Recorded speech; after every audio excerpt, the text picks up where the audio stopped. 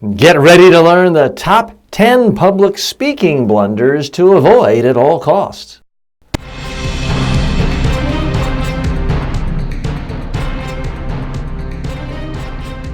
Speaking, the show about effective speaking in public, to the media, at work, and in life. Speaking with TJ Walker. This is a question I get asked frequently when I'm giving speeches, doing presentation trainings all over the globe. You see articles on this subject all the time. Well, I'm going to give you the answer. Number one, the number one blunder to avoid is focusing on your blunders, focusing on your mistakes. That's also the number two, number three, and all the way to 10. Now, I'm being a little bit sarcastic here. You could accuse this show title of being a bait and switch. But I don't know any other way of stressing this concept. And here is the concept. The way to be a better speaker is not to avoid negative things and to fixate on your flaws. And, I said, that's going to ruin my speech. I better not say, anymore.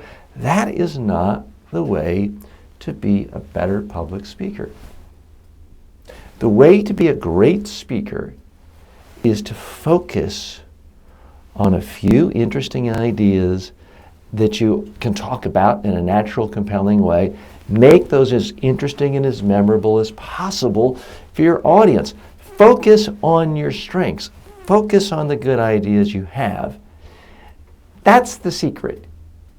It's not about eliminating, you touched your nose for 1 second. You get points off there.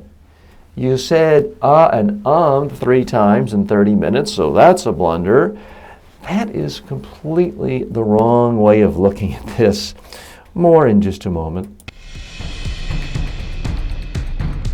Speaking is brought to you by Media Training Worldwide. For all of your media training and public speaking training needs, go to MediaTrainingWorldwide.com.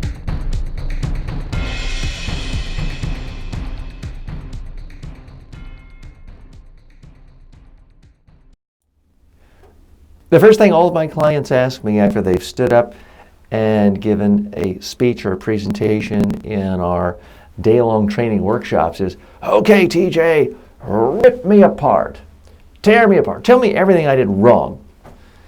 And my response is always the same. No, I simply don't have any evidence that fixating on your top 10 blunders, your top 10 mistakes, will actually make you a better speaker, a better presenter. What I have found does work is let's isolate on the good things you have in your speech, in your presentation, and then let's do more of it. That is the approach. So when I'm in a one-on-one training with clients or a group training with clients and I've recorded their first speech, I always tell them, be ready to critique yourself, strengths and weaknesses. Don't just fixate on what you don't like, focus on what you do like. We'll cover both.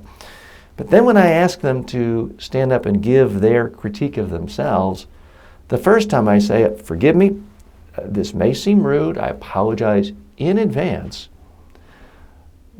but I only want to hear what you liked about your speech and your presentation. I don't want to hear what you don't like.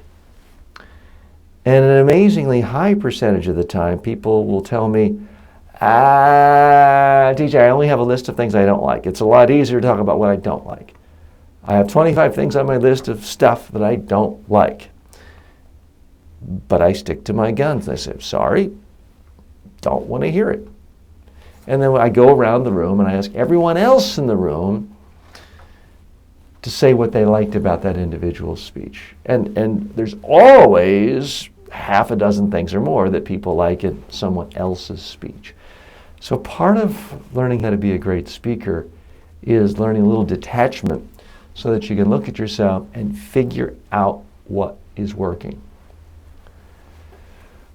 When I look at the top speakers in the world, the most successful TED Talk speakers, it's very easy to go in and have a checklist of 100 different things you're supposed to have in speeches and things you're not supposed to have, things I even agree with, and see where these wildly successful speakers made mistakes, made blunders, weren't perfect. And yet they may have tens of millions of people who watch their TED Talk or who watch their presentation in other avenues. Why? It's not because they avoided blunders. It's because they did a few things well. You've heard me say these before. Forgive me if it sounds redundant, but it's amazing how often people constantly want to ignore the most important things and fixate on tiny little irrelevant things. The big picture is have ideas that are genuinely interesting and useful to your audience. Tell stories to make those ideas memorable. Say it with some passion. If you do those things, it just doesn't matter how many common blunders you make.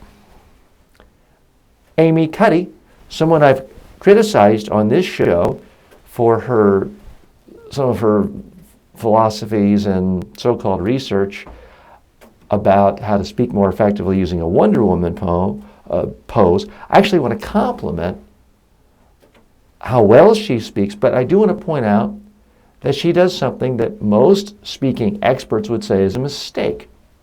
She speaks a little too quickly in the first half of her speech in her TED Talk, which has had a bazillion views and is the second most viewed TED Talk of all time.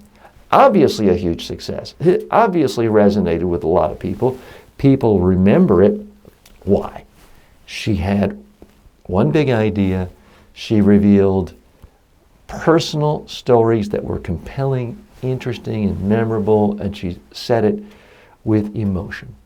That trumps all the other flaws.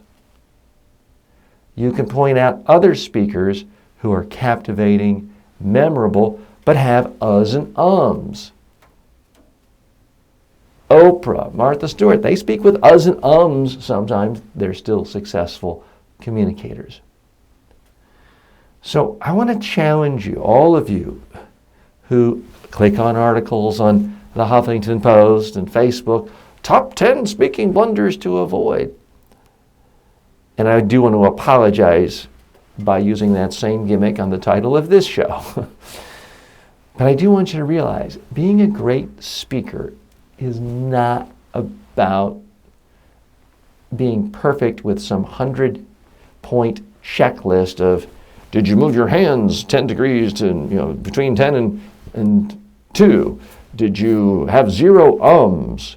Did you have perfect eye contact at all times? It's not about speaking in a way that's devoid of blunders. This isn't a Six Sigma, get rid of all mistakes type of situation when you're speaking.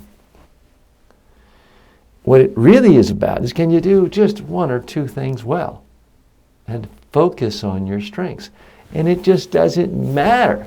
I've seen speakers who were viewed as the best speakers of an entire convention. They had ums and uhs, forgot what they were going to say from time to time, and their shirt tail was hanging out. But you know what? They had interesting ideas. They cared about their audience. They looked at their audience. They didn't read to their audience a bunch of boring PowerPoint slides. And they illustrated their points with stories, and their audiences loved them. If you don't have interesting messages, if your messages are self-serving, if you don't have stories, well, yeah, people will start counting your flaws. Oh, TJ said 7 ums so far. Let's keep a running tally. Oh, TJ almost tripped over his cord. He shouldn't have been walking. Yeah, I guess it's possible people will make a running tally of your official blunders sometimes. But that's not your problem. Your problem was you didn't have the good stuff to begin with. Think of it as a restaurant. If you give people food that is the absolute greatest food they've ever had in their whole life, they'll often put up with bad or surly waiters or waitresses. They might put up with the fact that your location isn't in a great place.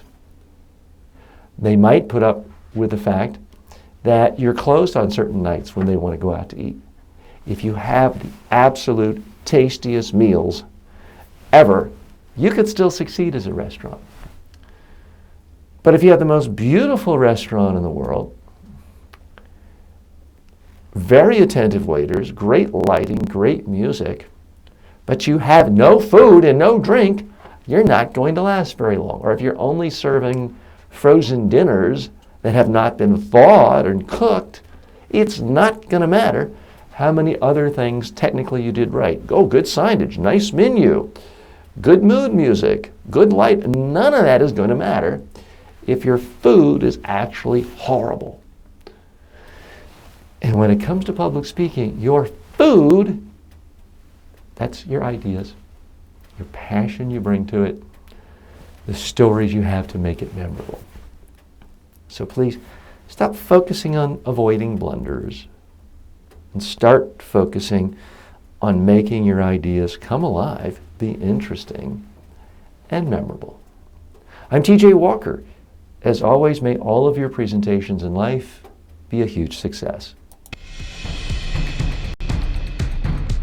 Speaking with TJ Walker is the #1 rated daily streaming TV and radio show devoted to all aspects of speaking and communication. If you received value from this show, then please subscribe to it at MediaTrainingWorldwide.com. Please review the show, leave comments, and share it with your friends and colleagues today.